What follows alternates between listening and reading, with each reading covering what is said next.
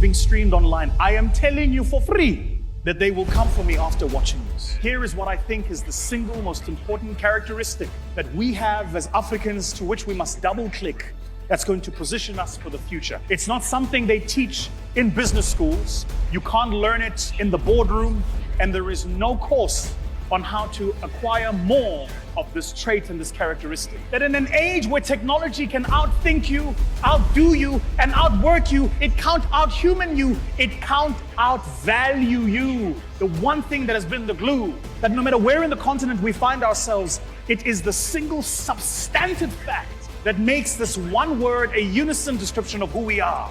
When we say, I am an African, that it means the same thing for me as it does for you, even if we don't understand each other's languages. This is a short extract from an unforgettable, powerful call for Africans to reclaim their values and redefine their future from the famous Vusi Thembekwayo. What he said at the end is unimaginable. Where are the men and women who are holding the line? In your spaces and your industries and your boardrooms, where are the men and women who say, this far and no further? I will not be part of that corruption, not be part of that deal, not be part of that discussion, not be part of that cheating. No, I will not be part of it. This far and no further. I'm so good, I should run for politics. What do you think?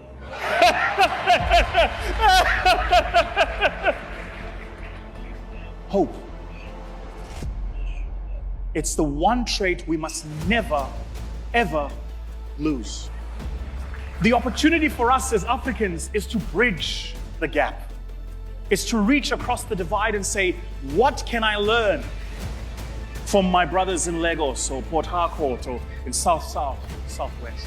My hope is this. First, that our generation will be a generation that can be marked by these two words, honesty and integrity. That our generation will be a generation that is referenced by the rest of the world, and the generations that follow us as they that showed us that we could be a people of honesty and integrity. Second is that our generation will be a generation that emphasizes fairness and justice. That we will go beyond simply that which is made real by the levers of power, but that which must be made real by the levers of justice. And recognize that those two things are not always the same. And third, that our generation will be a generation of service and generosity. A generation that extends itself beyond itself and reaches out across the divide. Are you willing to stand behind your principles?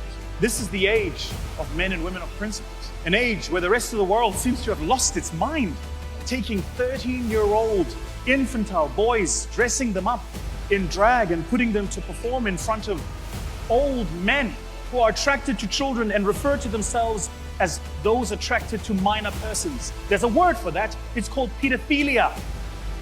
The rest of the world seems to have lost its mind.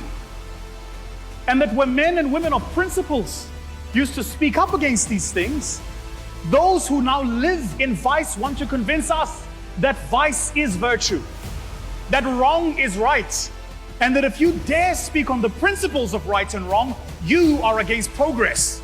Well, let me tell you, if being a traditionalist and protecting the value of family and society and nation building and goodness and what's right makes me regressive, then call me regressive all you want. Because this season calls upon us that in an age where technology can outthink you, outdo you, and outwork you, it can't outhope you. It can't outhuman you. It can't outvalue you. The principles of what it means. We as Africans are the last frontier holding the line. And we must never forget that this is our season and our moment to hold the line. We must not lose principle. We must not lose hope. We must not lose faith. At 17, I had the incredible privilege of meeting Nelson Mandela. I just won the world championship in public speaking. And I arrived at his office to meet him.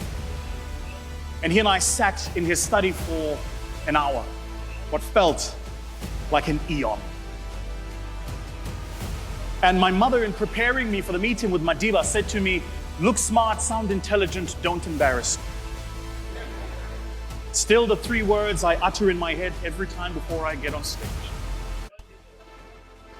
And I decided that the only way I could be a young man of any substance in that meeting, and young people listen to this because it's important, was if I said nothing but asked really good questions. The life you seek and the blessing you pray for is at the other end of the questions you ask. Ask good questions. So throughout the entire meeting, I prepared notes, taken notes. I was asking these really good questions. And about 58 minutes into the meeting, his assistant, Zelda, peeks her head through the door, a mark that it's time to wrap this up. And Madiba, in only the most iconic way Madiba could do, looked at me puzzled, and he said, "You know, when they scheduled the meeting, they told me you are a well-tempered public speaker." And I said to him, "Yebo, Tata." Tata, by the way, is a beautiful Xhosa word. It means grandfather. And Madiba looked at me and he said, "But man, you have not spoken."